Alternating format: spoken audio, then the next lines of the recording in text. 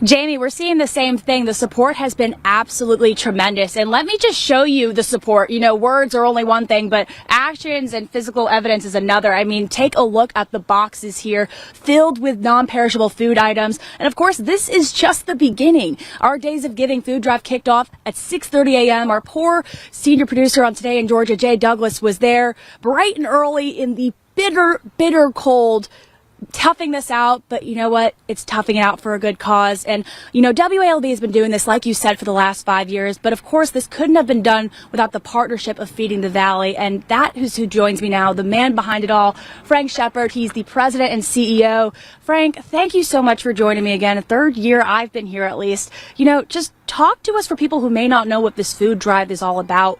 Who does it help? What does it do, and why is it so important? Sure, absolutely.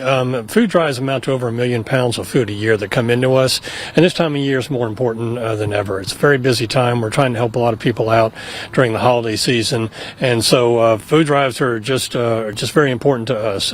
Canned goods are a very difficult commodity to get in the secondary market where food banks operate today.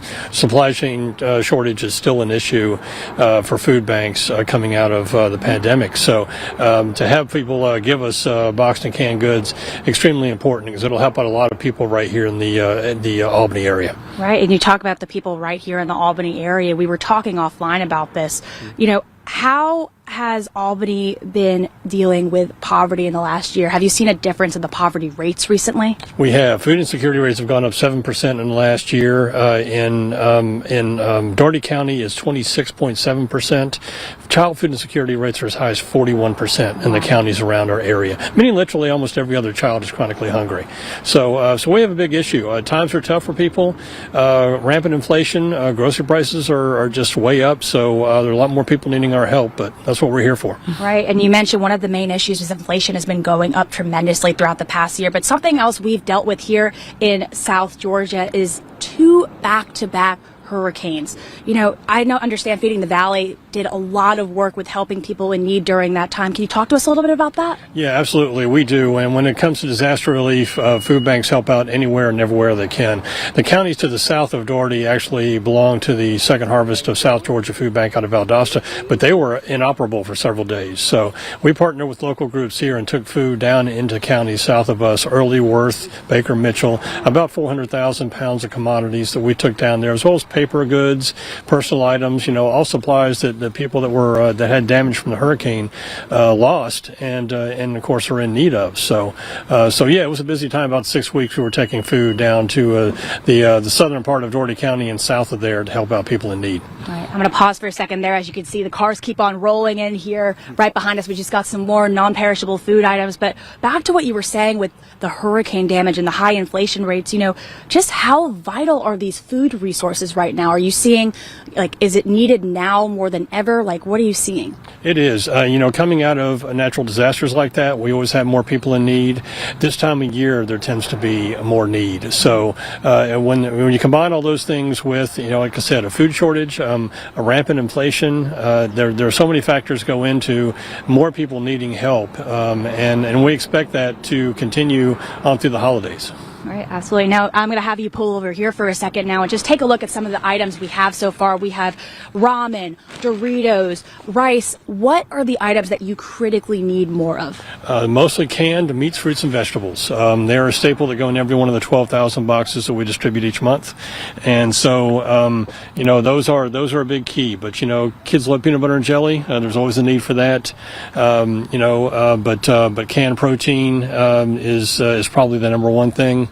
But you know, any commercially manufactured item, as long as it's not homemade, we can help. We can take and we can put to use helping people in need. Right. And what is the goal that you guys have in mind for this year? Sure. Hoping to get 10,000 pounds in this drive. This is the most successful food drive we have in our 18 county coverage area throughout the year. It's been amazing. The Albany community really comes out and supports. So we're hoping to get to 10,000 pounds of food this year. Okay. Now, for people who may not know, can you walk us through a step-by-step assembly line, in a sense? The minute someone places their food item in this box, what happens? Right. Goes back to the food bank. First thing we do is we have staff that inspects it, make sure the packaging is intact, and that that it is safe. It's within its expiration dates that are allowable. And then the food will go into one of two things: that are commodities boxes that go out to people in need. It'll be literally on the dining room table of somebody in need within the next week. And then some of that food is actually used to prepare meals. We feed about 2,000 kids a day a hot afternoon meal, 200 kids a day here at Easter Seals and at YMCA here in Albany. And so some of those products are used to prepare hot meals for kids daily. 200 kids a day? 200 kids a day, yes. Yeah, at YMCA and Easter Seals every weekday of the year. Wow. We've been saying all week throughout our shows, $1 equals, and this is debatable, is it 6 cans of food or 6 meals or is it 10 meals? Regardless, just the difference $1 can make, that's got to keep people motivating to get people out here. Right, yeah, and it does vary by food bank based on the programs that they operate, but at our food bank, $1 provides 6 meals, and so it goes a long way. There's no cost factor in the food. It's either donated through food drives. We have federal and state commodities. We also have grocers and farmers that donate food to us.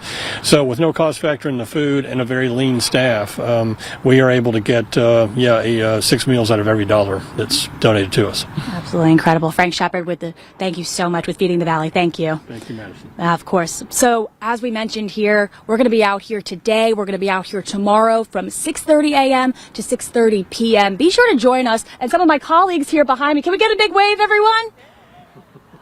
We have a big crowd here. We're grilling. We are excited to meet you. We want to see you come and bring the holiday spirit. Maybe we'll have a surprise from Santa Claus. He might be a little closer than I think. He might be holding my camera right now. But, Santa Claus might be coming. And the holiday season here in Dougherty County and the entire Southwest Georgia area can all be a little better thanks to food drives like this and thanks to community members like yourself coming out. So we'll be out here and we hope to see you there. Jamie?